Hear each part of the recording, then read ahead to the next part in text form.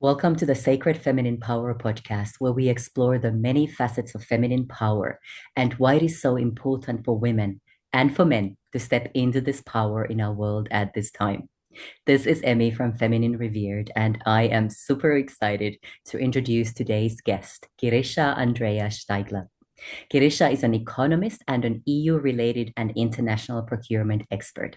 She's also an orgasm coach, transgenerational abuse healing and grief recovery specialist, and founder of the Empress O Method and the Conscious Woman Academy, theta healing instructor, podcaster, and an international keynote speaker. In the last 20 years, Andrea has learned hundreds of methods and techniques all around the world from the best and most authentic teachers and masters. And in her own unique and holistic Empress O method, she combines ancient traditions and methods learned all over the world with modern trauma healing, transgenerational transformations, and grief recovery.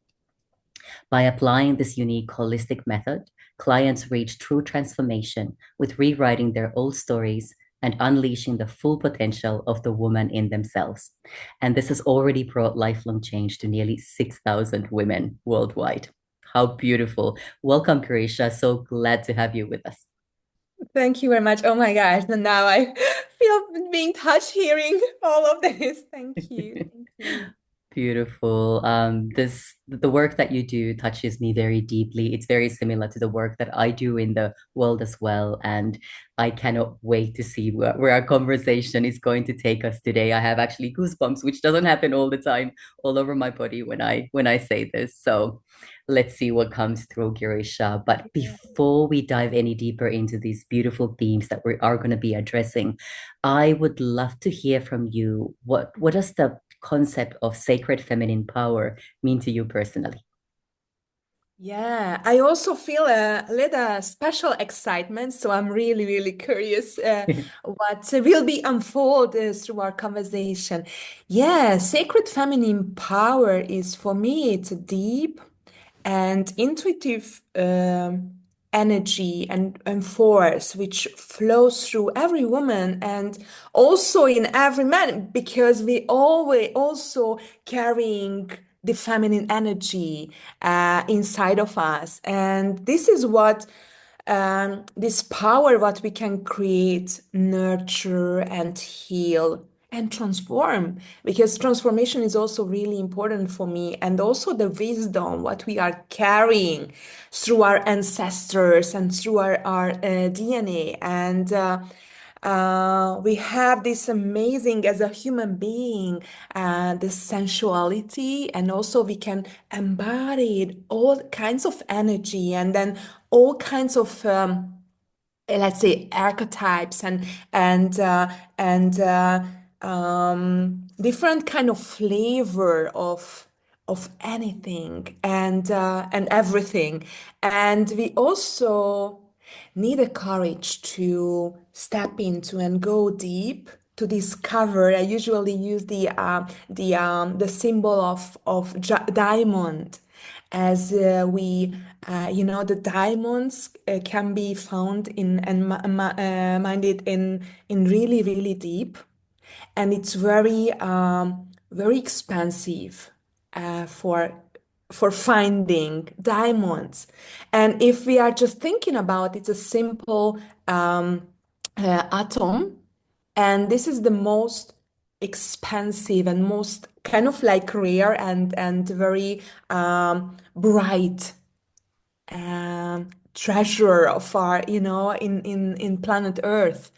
And so the symbol is that we are, as we can go deeper inside of us and then learning more about ourselves, the more we can shine, the more we can shine who we truly are, and not what we learned, what we inherited, what we kind of like put on ourselves and become one because we believed this is me, and kind of like peeling off and healing and transforming and learning what it's not me, and connecting more who I am really. I think this is the the most precious thing what we can do in this lifetime.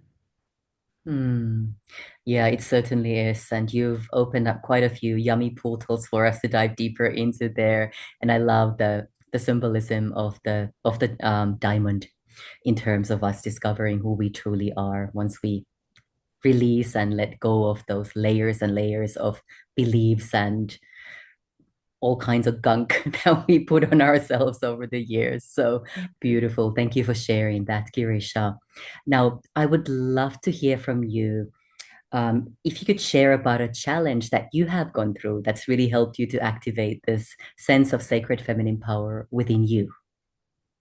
Yeah, for I can say that for 30 years I was living an unconscious life. And even though through my childhood and also my teenage years, I had several experiences when I can say that I was a kind of like awakening situations, but I was not conscious about it. So after that, when I started my deep inner journey when I was 30. Then I realized what happened with me. And I grew up in a Christian family in a small town in Hungary. And so somehow it determined what I just mentioned, determined who I became. Mhm. And I remember when I was 14, and I could make a decision that whether I'm following this path and going every single Sunday to church and pray in the church, or what I learned, the ethics, the rules. I'm just following my life, taking care of and respecting these, and not just kind of like on Sunday, let's say, formally on Sundays. And I felt it was a kind of like really deep own decision, and I'm happy that my parents supported because my grandparents were expected us to go there. And I remember I was not expecting, to talk about this, but somehow it just came up, and so several times I fainted in the Mm. in the in the church, and for a long time I didn't know that why it happened. And on my journey, I also studied so many techniques where I could also go back to my past lives, and realizing how, as a woman, how deeply we were discouraged, we were used, our power was suppressed, and it was we needed to hide several times. And now I also feel that this is without judging anything, without judging the history. These are kind of like my insight, my experiences. So somehow this was the involvement of where we are right now, and then we have these amazing tools and techniques all around the world with amazing experts and teachers and masters that we can find a way how we can heal our past, how we can really put down all the burdens, all the fights between men and women, between my inner voices, between what I really desire, but something is holding me back, and finding, this link where I can really embrace, really kind of like finding the cooperation, finding the negotiations, finding the common points, and stopping to fight inside of me. I think this is very important. And so on my journey, I realized that what was natural for me, besides of this religious lifestyle, that my father was very aggressive and abusive. And my mother was absolutely a servant and a martyr, and she tries to make the balance and tries to create peace. And later, I also learned that she was also kind of like manipulating somehow the my father to be aggressive. So it was a kind of like power game. And what I also learned that I learned both, our parents are always symbolizing the two edges usually. Sometimes there is a massive one and the massive two, but sometimes they are switching the roles. And we learn that. And then we can make conscious decision whether we are choosing the same patterns and same power games, or finding that okay, it's not serving me, it's not good, I don't feel good. And this is also a fight inside of me because I belong to both of them. Mm, And somehow I didn't want um, to ignore them, or kind of like against them.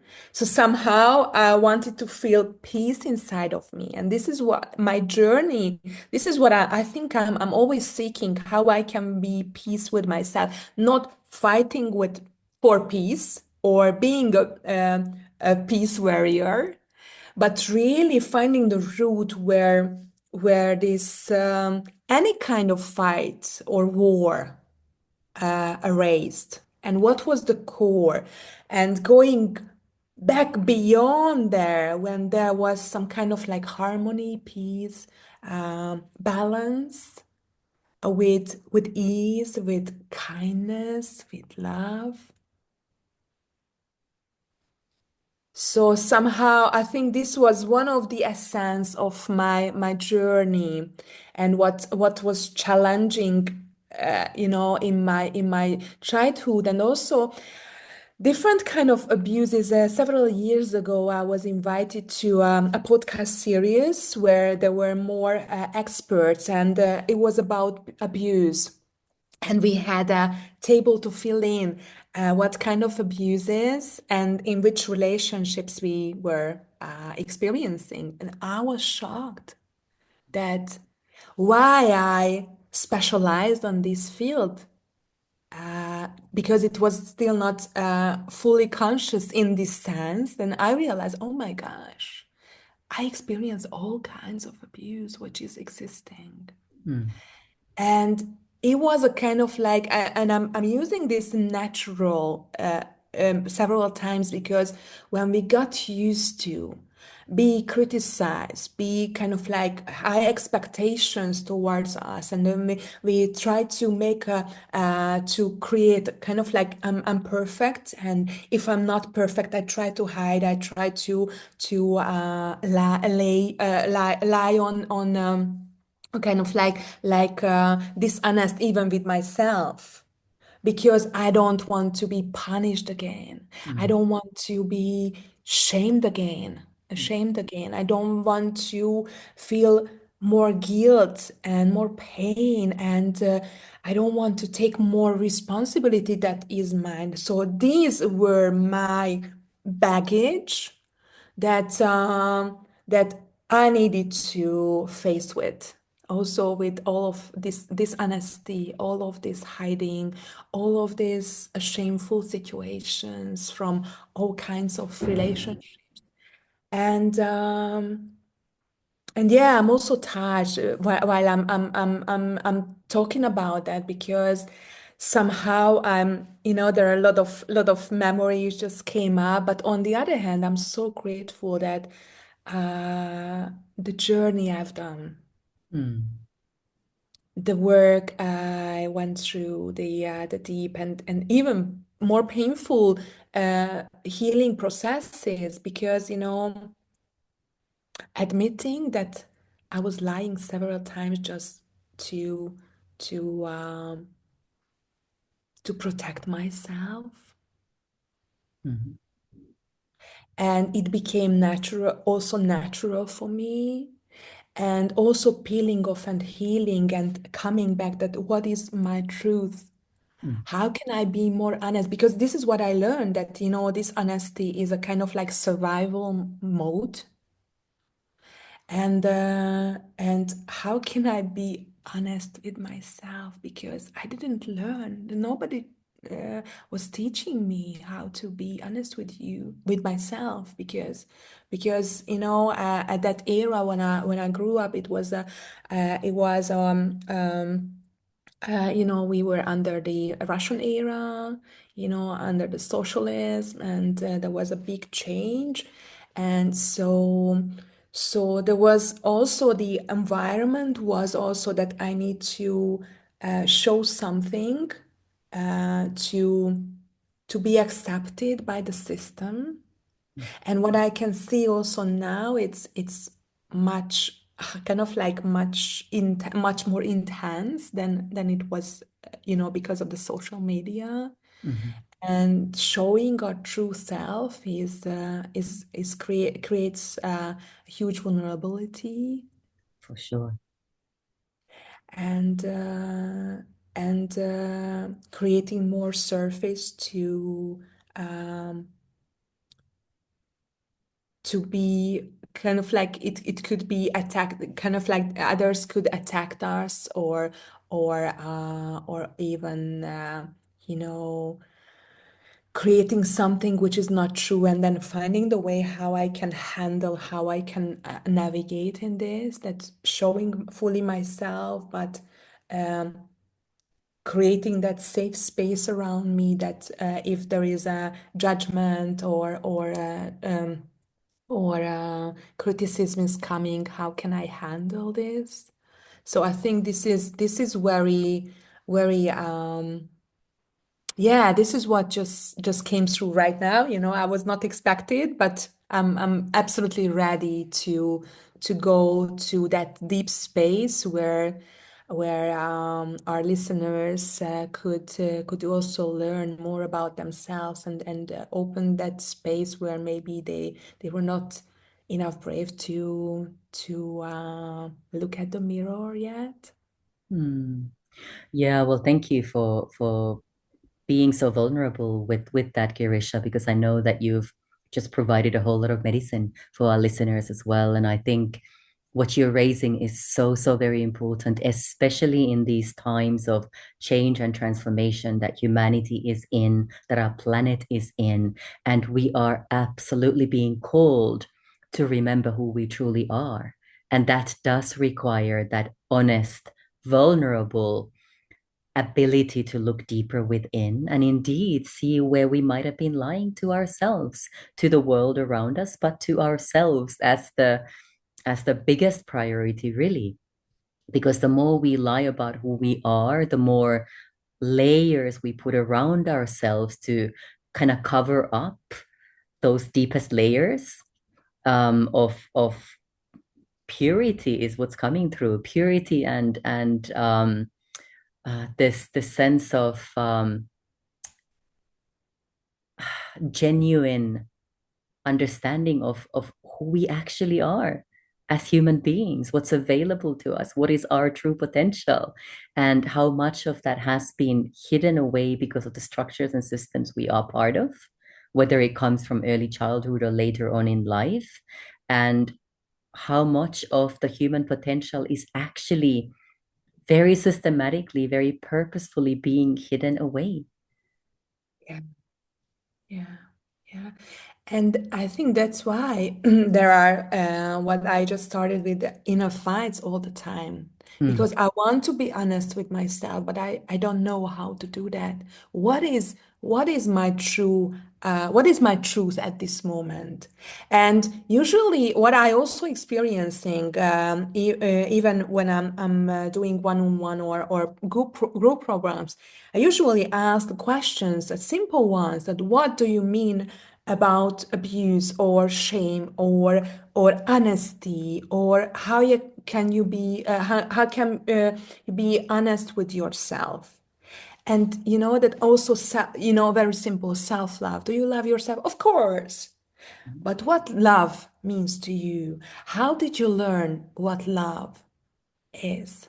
And most of the time we learned through abuse, you know, that I want to be loved, and I'm doing everything to be loved.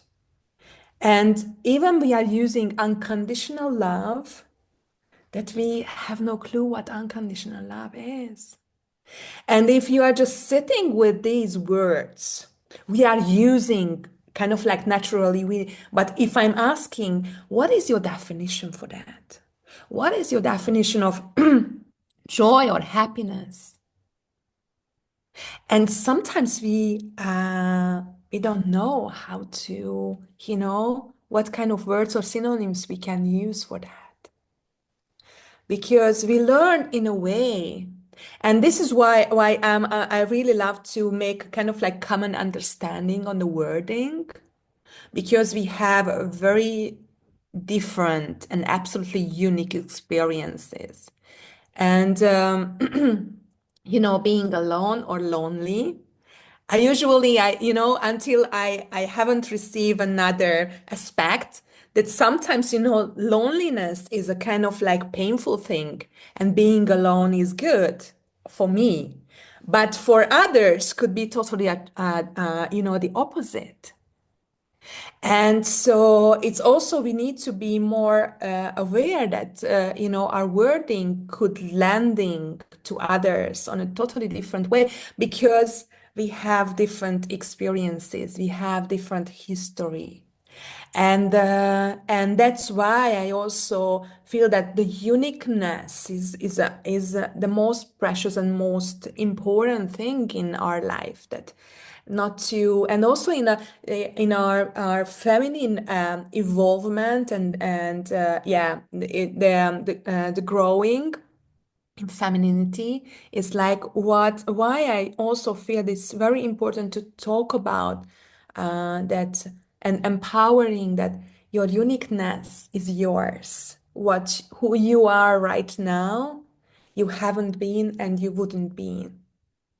So, and then that's why it's very important not to be someone who like a role model, because in like few centuries ago, that there was that kind of like housewife rule book or something, and now we are much more colorful than before, and we have much more tools and opportunities to really learning and being more unique, and unique as who we are.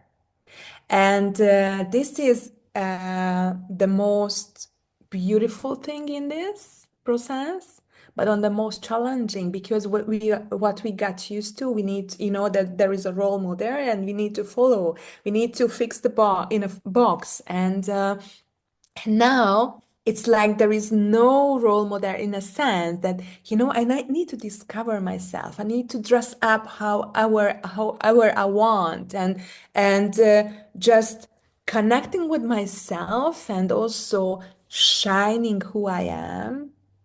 Nobody else could do the same. And I think this is the beauty and the challenge as well. Mm. Yeah, very, very true. I mean, as you said, we do in so many ways have access to so much more information and access to so many tools and methods that can support us in finding ourselves in a very beautiful way. And at the same time, we live perhaps for the first time in the history of humankind in a world where there's more coercion and more coercion and more direction to be a certain way at the same time, to fit into a model or a society that doesn't necessarily serve our highest good. So how do we balance this out, and how do we use those tools and those methods to really hone in on that uniqueness and have the courage then to express that uniqueness in a way that feels good for us and feels true to us as well? Yeah, yeah. And also this is like, and if we are just thinking about this, that, I'm unique. Nobody else is similar to me. And there is no, it doesn't make sense to compete, to compare to others. And also what I can see you, and I also feel that I'm not enough good for that, then it's like what I can see you, it's also somehow it's inside of me, because I couldn't see if I couldn't connect with you. And it's also very, very important and very interesting that empowerment. So in the last few years, this word is very popular, especially in women's world. And it's very interesting that we in Hungarian we don't have word for that. Mm. And what I also experienced, I traveled around the world before the pandemic, and I lived so many countries and cultures, and so this diversity of cultures and nature and human beings are so fascinating. And with the pandemic, I moved back to Hungary.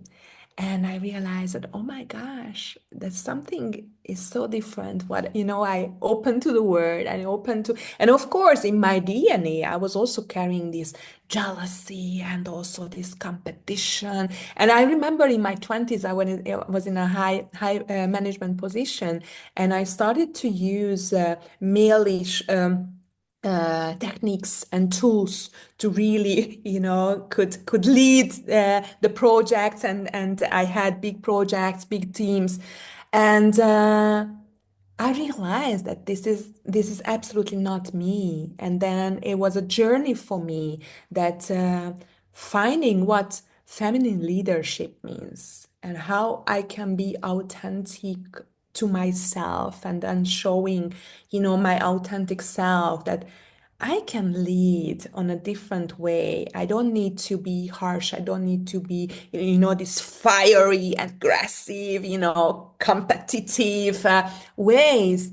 But I also had this, so I had also a lot of inner fight on my healing journey, that I want to kind of like a desire to be more feminine, more gentle, more loving, more kind. Uh, and I became much more generous than I could. So I was losing so many things, and I had a lot of bad experiences. But I knew that something what I was carrying and how I behaved, I don't want to live on a way anymore. And I had to do a lot of forgiveness work, because I did very bad things because of the influence of my top managers. And um, and so it was a tough, faces and mirroring work to see who I was. And now I can see also people, and also what could be the motivation. And sometimes we were powerless, and that's we kind of like from helplessness. I couldn't do differently. So, and then it's also a big teaching for me that when I start to blame myself, or start to do the self-abuse, that that how bad person I was, or why I shouldn't do a different way. If I could do differently, I would do. So it's kind of like wasting time, energy to go back to the past. The only way what you can do in this case, that okay, now I see I've done this and I couldn't do differently. I was helpless. You know, that was, and of course, my present knowledge, I could do differently, or I could do different ways or opportunities. But at that moment when I always done the best. Yeah, with the knowledge and the resources you had at the time. Yeah, absolutely. Yeah, Mm, yeah, yeah, yeah. yeah. Mm. Well, again, thank you for being so honest and so frank about your own journey and the experiences that you have gone through. And it's very intriguing that you are bringing up these topics, because I'm going through a very deep process myself at the moment, where issues and themes that I thought I'd worked on a long time ago and kind of brought to a certain level of healing already are really raising their heads and coming through at a deeper level at the moment. And I'm having to do a lot of forgiveness work and a lot of mirroring work, and really hold myself, hold that little child that experienced all kinds of abuse and trauma, and hold that teenager who experienced a lot of trauma and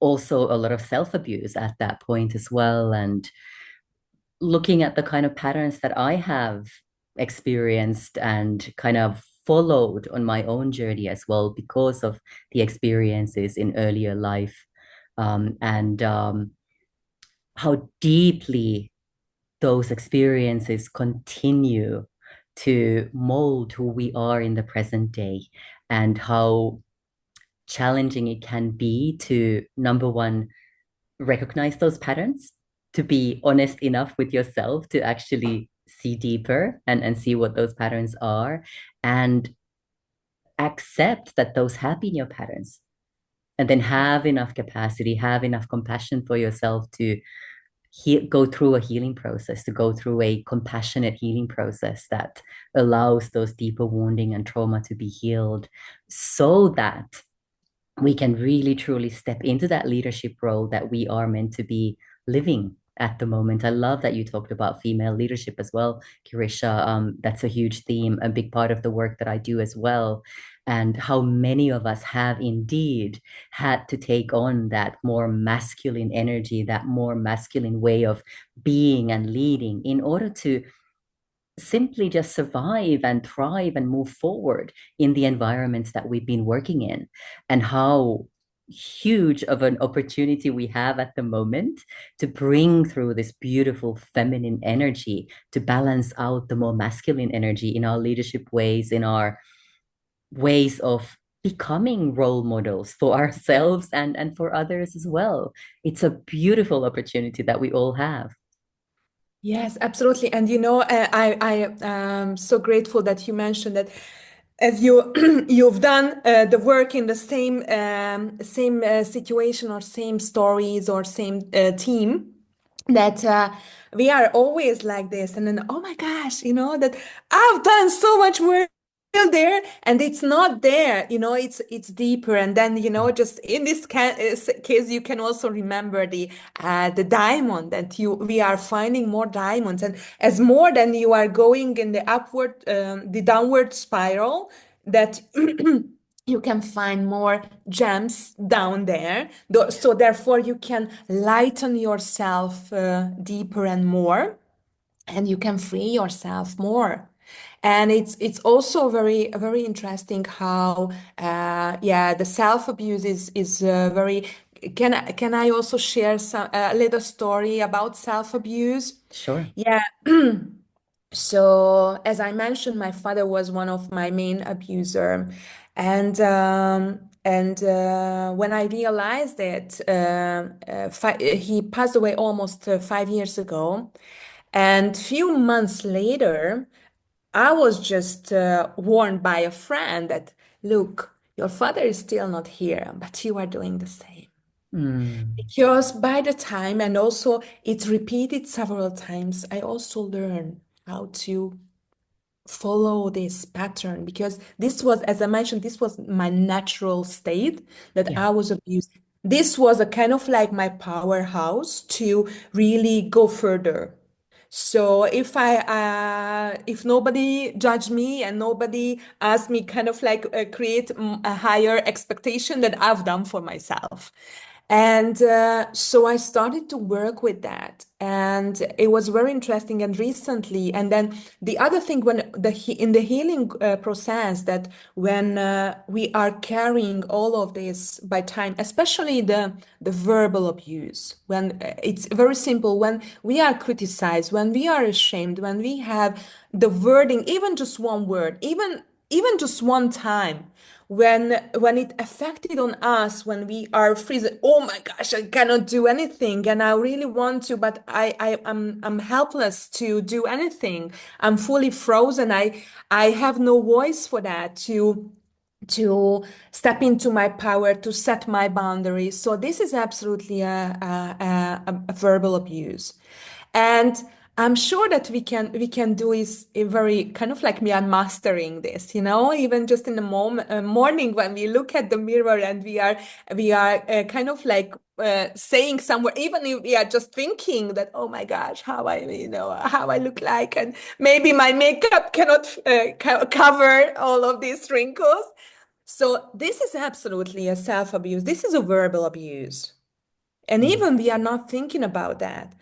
and just to find a way that and how we are, and then we can realize from the present moment that whether I'm holding my back, I'm holding myself back to really step into my power, to really creating everything from my full potential. And then we are carrying because it's heavy, and then we are putting down, and my gosh, I was carrying all of this. And this was also for me that dancing was my absolute kind of like George source. And in my grieving process, it was disappearing from my everyday life. And and I just recently realized how much I missed it. And it came back time to time, but it was not like as intense as it was before. When I'm just putting the music and I'm dancing freely, and I feel joy and I feel energized by that. So I was doing regularly, but not somehow I was not aware that I lost this mojo, Mm. this inner desire. And something shifted inside of me, and somehow it came back. And then I realized it was kind of like 4.5 years ago, kind of like few months ago, it came back to me. And I cannot tell how much creative energy just kind of like blossoming since then. And I just realized how much I was holding back. And of course, it was my healing journey. My focus was on different things. And also this is also, I think, a very important message that every single step on your healing journey matters. It's very Mm. important. And sometimes we are doing so much and there is no reaction, or we are feeling that there is no impact on in a physical level, or what we can see with our physical eyes. But even while we are sleeping, so many things are happening, Mm. and it's not seen by our physical eyes. It's not real, we cannot realize on a physical level. But it's also very important that every single thing what you are doing here and now for yourself, it's a very important step on your way, on your healing journey. Mm.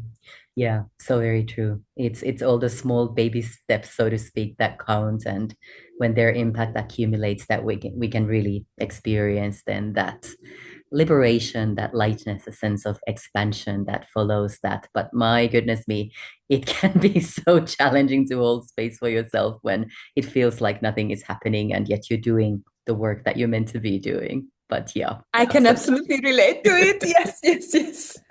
Yeah, beautiful. Well, Girisha, we're gonna have to start winding up slowly here. I could listen to you for another couple of hours for sure and go deeper in our conversation as well. But I would love for our listeners to know how to find you if they wanted to learn more about you and perhaps work with you as well.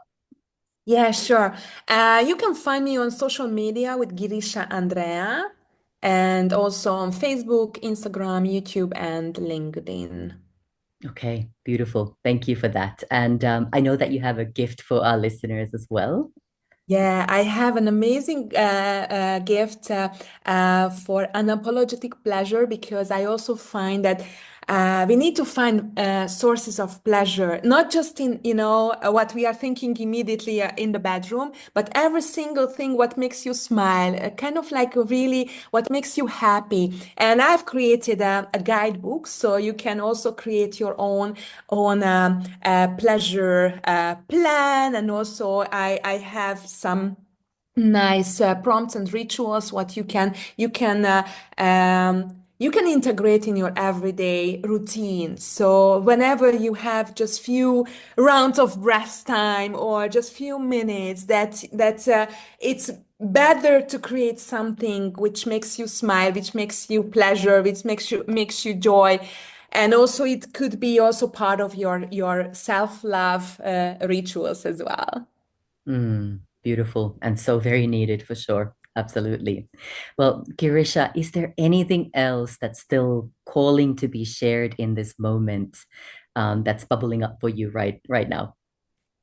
Yeah, I think for me as the big what what I just shared, the biggest message for me myself as well, that finding the most honest way to communicate with myself, and how we can find a way to be honest with ourselves.